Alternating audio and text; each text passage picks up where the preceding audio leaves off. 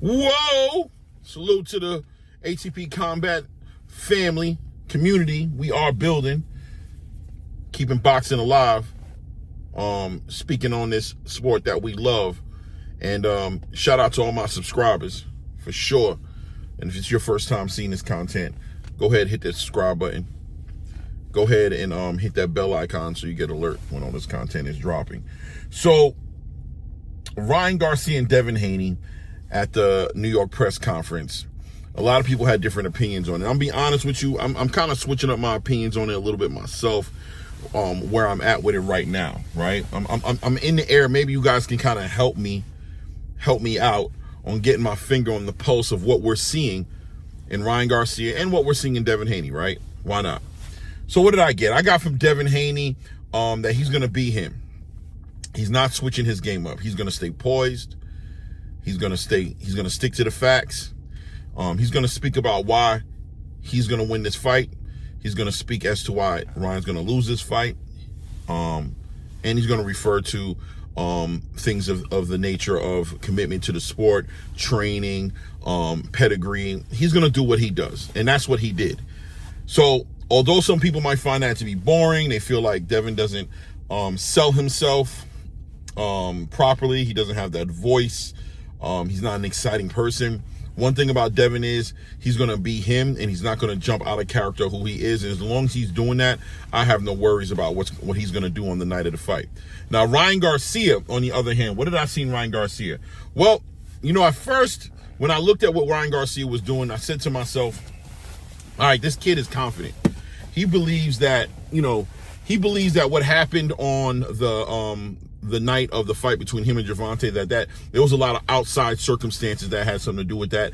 That wasn't the real Ryan Garcia. He actually, right now, is healthy. He's not dealing with any rehydration clauses. He's in great shape.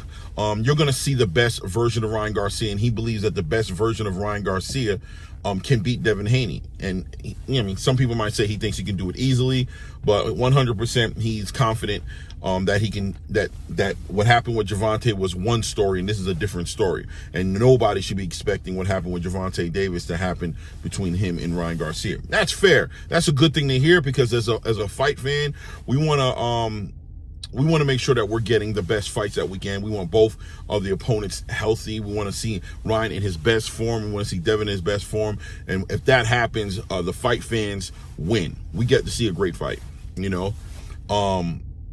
But at the same time, outside of that press conference, you see that there's different rumors going around about Ryan maybe still drinking and, partying a little too much. Ryan has admitted that he's smoking weed with Nate Diaz, and that, he's admitted that, not pretty much. He has admitted that he's doing that.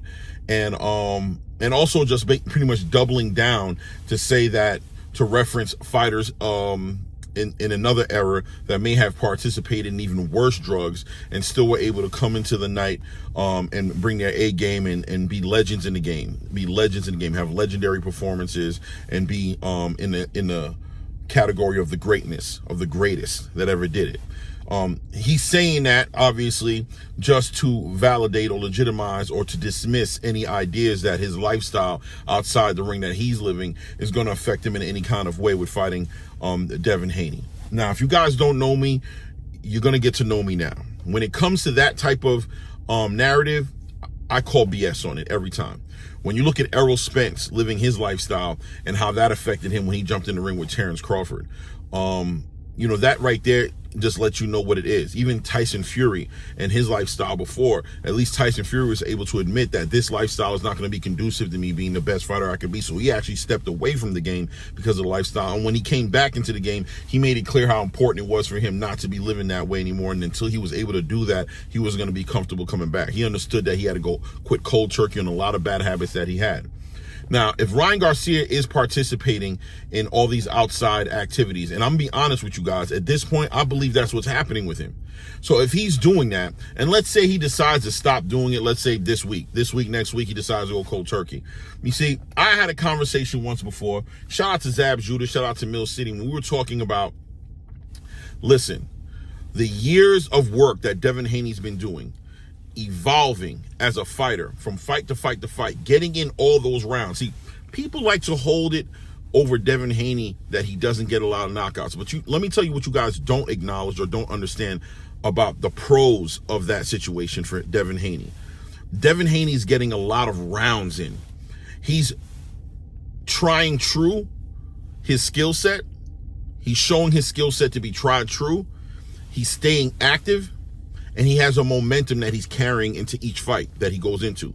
Every single fight that Devin Haney goes into, he carries a momentum. He carries lessons, experiences that he had in the fight before.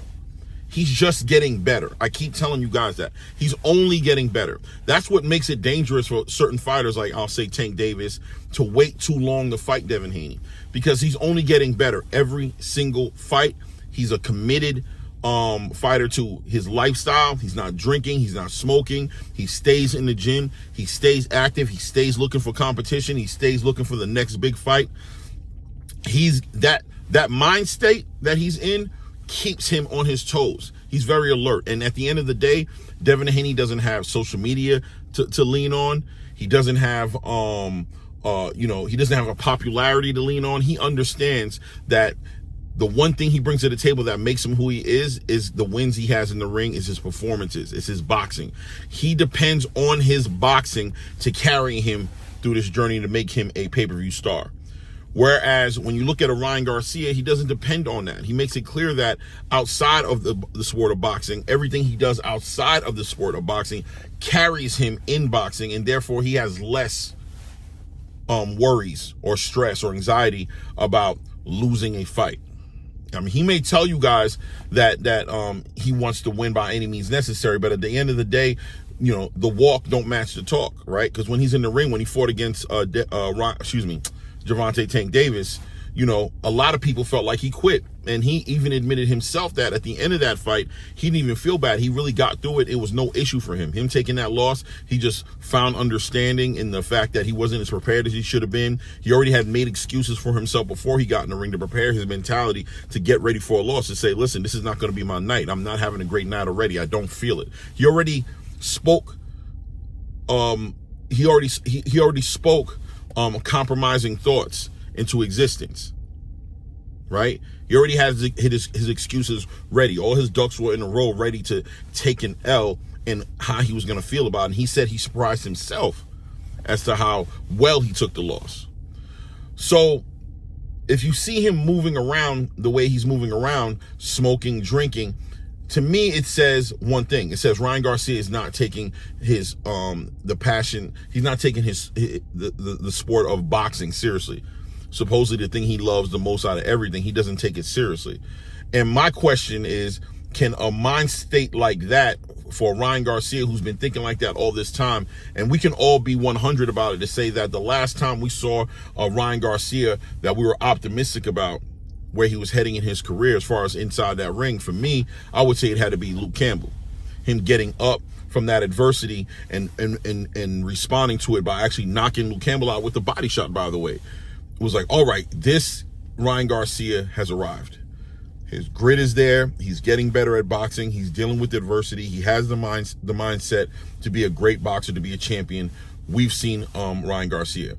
But ultimately, right after that situation, taking a mental health break, dealing with certain things in his mindset that he couldn't get over, having to walk away from the sport of boxing for about 2 years almost before he came back. He had 1 or 2 fights. I mean, he knocked out Fortuna, things of that nature. But ultimately, once he got in the ring with Gervonta Tank Davis, everybody has to admit that we saw that there was levels to this game that Ryan Garcia obviously wasn't there at that level. Gervonta really made him look like an amateur fighter. He was depending on a lot of amateur fighting mentality, skills, pedigree that he brought to the ring, just going for the knockout, letting that left hand go over and over and over again, no control over it, no actual breaking down. You could see that he wasn't adjusting to what Gervonta was doing, that he was going to continue to do what he wanted to do no matter what, and it just got him embarrassed pretty much that night.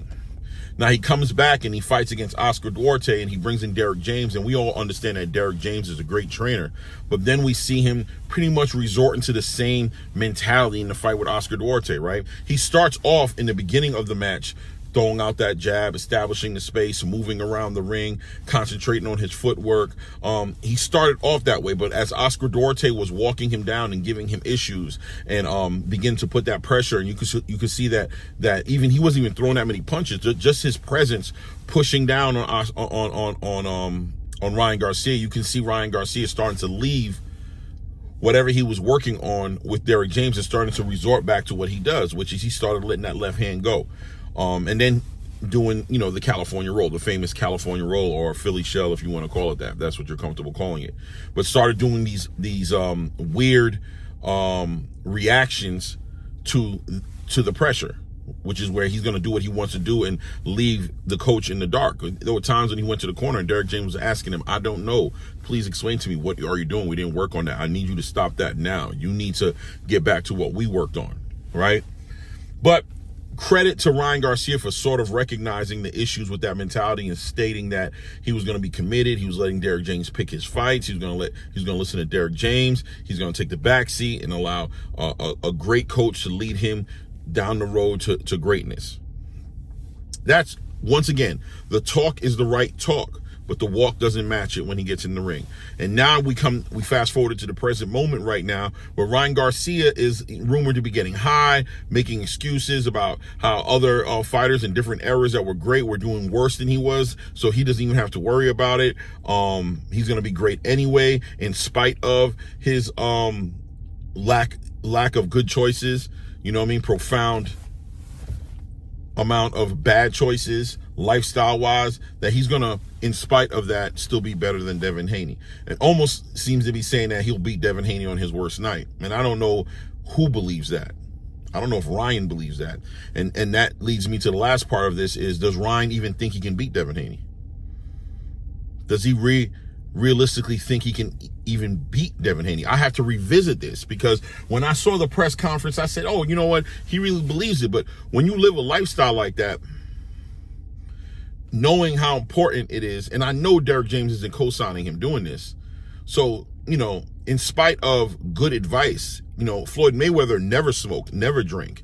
He understood how important that was for his career. So I don't think he has anybody around him who's subscribing to that, to those ideas, or reinforcing or supporting him and him smoking weed and things of that nature. And look, when you see him hanging out with, one thing about Ryan Garcia is that you want to know what Ryan Garcia is up to. Look at who he's hanging out with. Look what he's doing, because he's a big time. He's very easily influenced. He goes on a run with Floyd Mayweather. He comes back. He cancels the Rolly Romero fight. Now he's hanging with who? Nate Diaz. What is Nate Diaz notorious for? Nate Diaz is notorious for smoking weed and still being in shape and still fighting in the UFC. There's certain people who are, genetically predisposed to be able to deal with certain things more than other people. Because I can co-sign and say that I've seen Nate Diaz compete in very high level, high cardio, very high competition, combat competition against the highest level of fighters in UFC, and he never even fades away.